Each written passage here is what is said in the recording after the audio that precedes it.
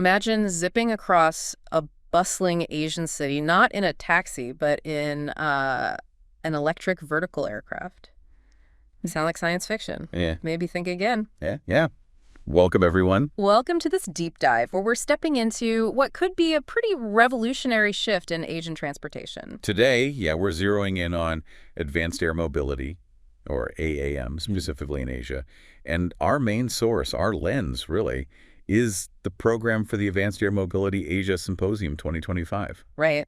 And this isn't just about, cool-looking aircraft. It's about the whole system, the interconnected stuff that makes them work. Exactly. Forget that simplistic image of flying cars. I mean, this symposium's agenda, it shows a much bigger picture. It's looking at everything from, designing and building these things. The OEMs. To the ground and air infrastructure needed to make it all operate safely and, efficiently. And that Advanced Air Mobility Asia Symposium 2025, it's clearly a key meeting point. It brings together stakeholders from all over the world.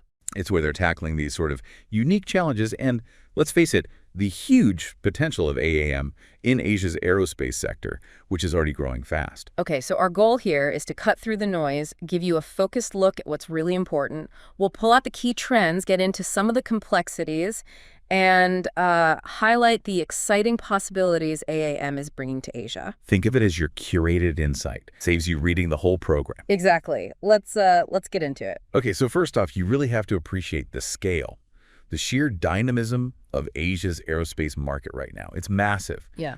And the symposium structure reflects that. It covers the whole AAM ecosystem. Yeah. So yes, the obvious things, the different uses like passenger travel or maybe cargo. Air taxis, deliveries. Exactly, but also the essential support infrastructure. We're talking vertiports, those special hubs for takeoff and landing. Right. And the really critical stuff, air traffic management, ATM, and unmanned traffic management, UTM.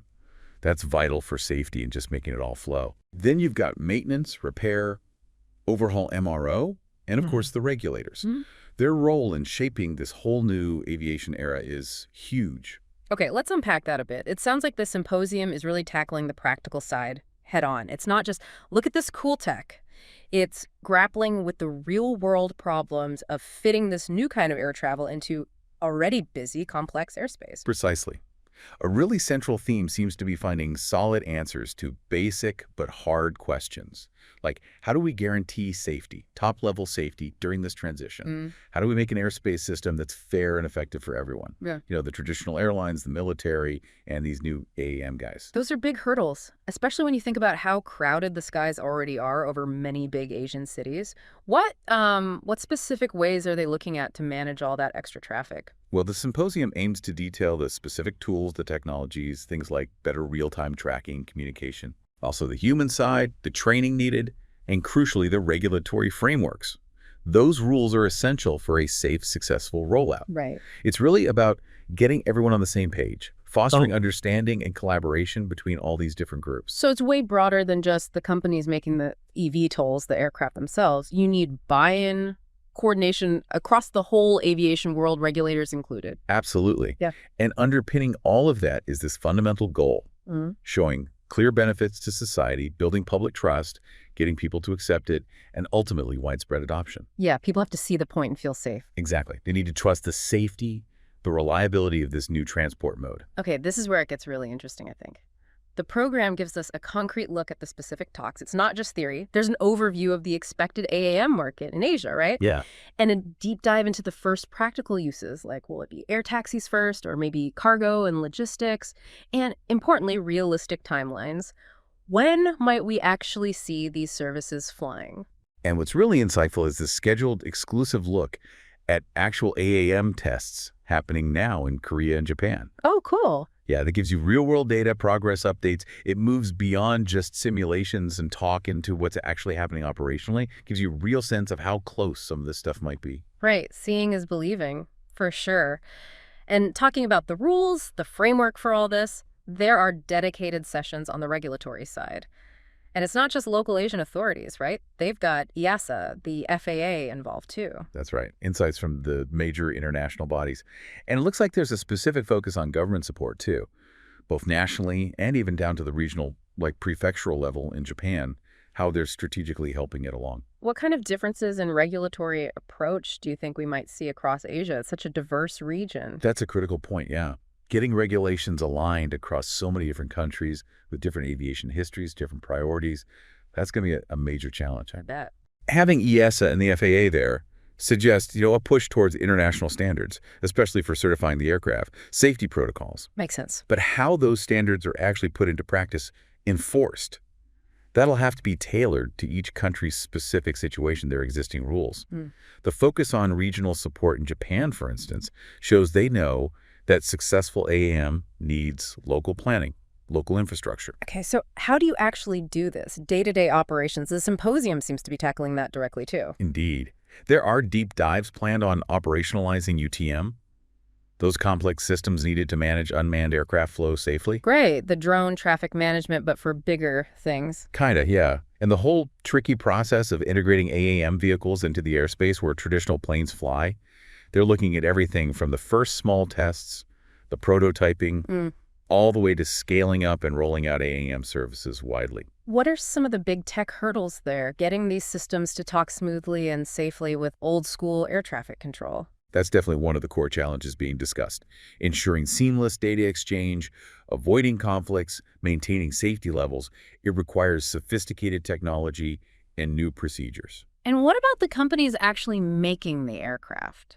The OEMs. How are they looking at the Asian market specifically? Its unique demands, opportunities. Yeah, the agenda has sessions just for that, exploring their strategies for Asia, the tech advances they're focused on, where they see the best opportunities in different parts of Asia, and their timelines for entering the market. Okay. And we'll also hear from the operators, the companies that will actually run the AAM services, how they're planning, how their business models are shaping up, and the specific operational challenges they foresee in Asia. Okay, so we're getting the full picture from the tech creators to the service providers. Now, Asia is incredibly diverse, geographically, economically. Are they addressing specific regional differences? Absolutely. The program definitely highlights that. There are specific sessions on key regional developments. You've got the KUAM Grand Challenge in South Korea. Right, heard about that. Yeah. The big AAM push in Japan, including demos planned for the Osaka Expo. Oh, interesting. Plus updates and lessons learned from India, Australia, New Zealand. Even a mention of progress in Indonesia. Okay. So it really underlines that AAM rollout won't be one size fits all. It has to adapt to the local geography, regulations, society in each place. And the infrastructure needed for, say, Seoul is totally different from what you'd need in rural Australia. Makes perfect sense. You mentioned infrastructure earlier, the critical enabler. What specific bits are they discussing? Yeah, this is huge. The symposium digs into the necessary digital infrastructure, that's the advanced ATM and UTM systems, getting the right radio spectrum allocated for communication, navigation, and robust cybersecurity. Can't forget that. Then there's the physical stuff, planning and building vertiports in cities, at airports, maybe other transport hubs. Right. And they're also tackling something often underestimated, weather. Asia has diverse, sometimes extreme weather. How does that affect AAM? How do you feed real-time weather data into the ATM, UTM systems to keep flights safe and on track? Weather is definitely a big one in many parts of Asia, yeah. Vital point. What about the nuts and bolts, the supply chain for these new aircraft and keeping them maintained? Also covered. Discussions on how suppliers based in Asia are stepping up, contributing to the AAM industry, the investments they're making in specialized parts. Okay. And looking long-term, sessions on how the Asian MRO sector, maintenance, repair, and overhaul, is getting ready for the unique needs of these advanced aircraft. That'll probably mean new skills, new tech for them, too. Looking even further ahead, what's the sort of long-term vision for AAM in Asia that's being talked about? There are some really forward-looking discussions on the agenda. They're exploring hybrid electric powertrains. Could that extend range capabilities? Interesting. The potential of hydrogen as a clean fuel for aviation in Asia, that's a hot topic. And even broader, visionary talks about what Asian airspace might actually look like in, say, 2050, with AAM fully integrated. Wow, 2050 seems far off, but maybe not, given how fast tech moves. Now, one area that sounds intriguing is the defense angle. Any talk about military uses? Yes, that's in the program, too. They'll be exploring potential military applications for AAM vehicles, using their unique flight capabilities, and specifically getting insights from the Japanese military on their view, potential uses in the Pacific. It shows they recognize the broader strategic side of this technology as well. It really sounds like this symposium is pulling together a very diverse, very influential group. Can you give us a feel for who exactly is showing up? Yeah, the attendee list they expect really drives home how interconnected this whole field is becoming. You've got seasoned aviation pros, controllers, airport managers, engineers. The usual suspects. Right. But crucially, big representation from government and regulatory bodies, the people writing the rules, tech innovators, engineers working on AI, UTM, cybersecurity, military and civil aviation folks, Okay. business leaders eyeing the economic angles, academics doing the research, and naturally, the operators and service providers, the ones who will run the services and fix the planes. MRO people, too. It's a real cross-section, all focus on making AAM in Asia actually happen. So, looking at all these topics, all these stakeholders, what are the main takeaways, the most urgent issues they're likely hammering out? I think the big themes really boil down to, number one, safety during integration. Number two, making integration into airspace management smooth and efficient. 3, getting the infrastructure built digital and physical. And 4, clear, consistent regulations that help innovation but are strict on safety. Right. And what's really clear is the need for deep collaboration, communication across all these sectors that maybe didn't talk much before. No single company or agency can do this alone. And there's this strong dual focus. Yes, keep pushing the technology forward, but just as important, build public trust. Get societal acceptance. People need to see AAM as safe and genuinely useful. So bringing our deep dive into the AAM Asia Symposium program to a close then, it's obviously way more than just a cool idea. It's a serious collaborative push from tons of different players to build a real working advanced air mobility ecosystem across Asia. We've seen the huge range of topics, cutting-edge tech, essential infrastructure, tricky regulations, and that crucial public acceptance piece. Exactly.